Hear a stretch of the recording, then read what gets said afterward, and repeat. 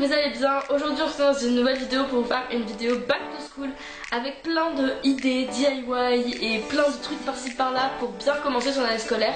Je sais que c'est un truc qu'on se dit toujours, genre mon année va être parfaite, mes cahiers vont être parfaits toute l'année et tout, mais en fait ça ne le fait jamais. Mais c'est pas grave, je me suis dit pourquoi pas, je vais quand même vous le faire. J'espère de tout cœur que la vidéo va vous plaire et on se retrouve juste à la fin. Alors la première astuce c'est d'écrire en couleur ses leçons, puisque quand on écrit en couleur, notre mémoire visuelle va s'en souvenir plus facilement. Donc si vous avez comme moi une mémoire visuelle, c'est le top d'écrire en couleur les différents paragraphes, les mots importants, etc. Parce que ça va ressortir, attirer le regard et tout simplement on va se les mémoriser plus facilement. Ensuite, il va falloir créer des codes couleurs parce qu'avec les surligneurs, on ne sait jamais ce qu'on surligne, qu'est-ce que ça veut dire et pourquoi on l'a surligné. Du coup, avec des post-it, on va prendre la partie collante du post-it, la découper à la taille du surligneur, donc du bouchon ou du bas du surligneur.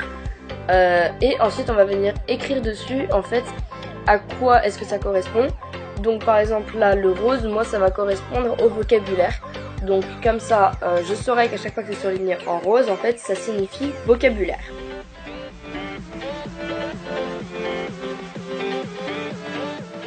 Donc maintenant, on va venir positionner le morceau de papier sur le surligneur. Donc moi, c'est sur le bouchon. Donc vous allez placer de manière à ce que ce soit bien visible et que vous ne puissiez pas le rater.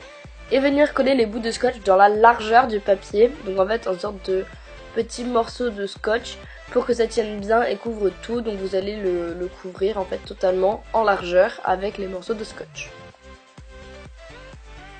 Et voilà, les surligneurs sont tous faits et on sait à quoi ils correspondent. La prochaine astuce que j'ai pour vous, c'est de vous hydrater énormément. Donc mettez-vous devant votre série ou même pendant que vous faites vos devoirs, buvez énormément parce que ça va limiter les mal de tête et vous allez voir, vous allez beaucoup mieux vous sentir lorsque vous buvez beaucoup d'eau.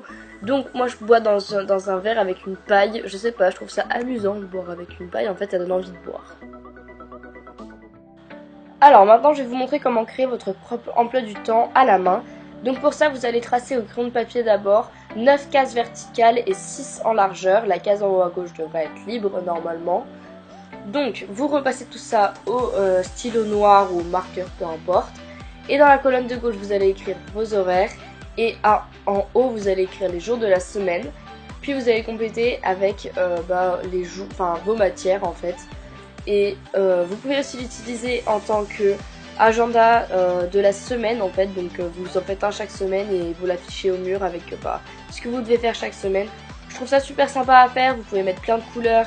Et c'est beaucoup plus amusant que de le faire sur l'ordinateur, moi je trouve. Donc voilà, vous prenez une règle, un stylo et c'est fait quoi.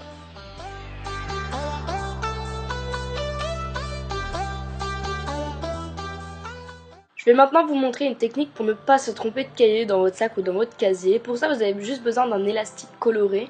Vous allez le placer donc sur la hauteur de votre cahier. Attention à ce que les bords ne se plient pas.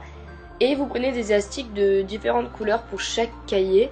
Et comme ça vous saurez les différencier en fait et c'est beaucoup plus simple. Avec une chambre rangée, c'est beaucoup plus simple d'avoir un esprit clair et donc de pouvoir travailler mieux, etc. Donc rangez votre chambre. Voilà tout le monde, cette vidéo est maintenant terminée. J'espère de tout cœur qu'elle vous aura plu. Si c'est le cas, n'hésitez pas à mettre un petit like pour ce chat. Je vous embrasse très fort et je vous dis à dans une prochaine vidéo.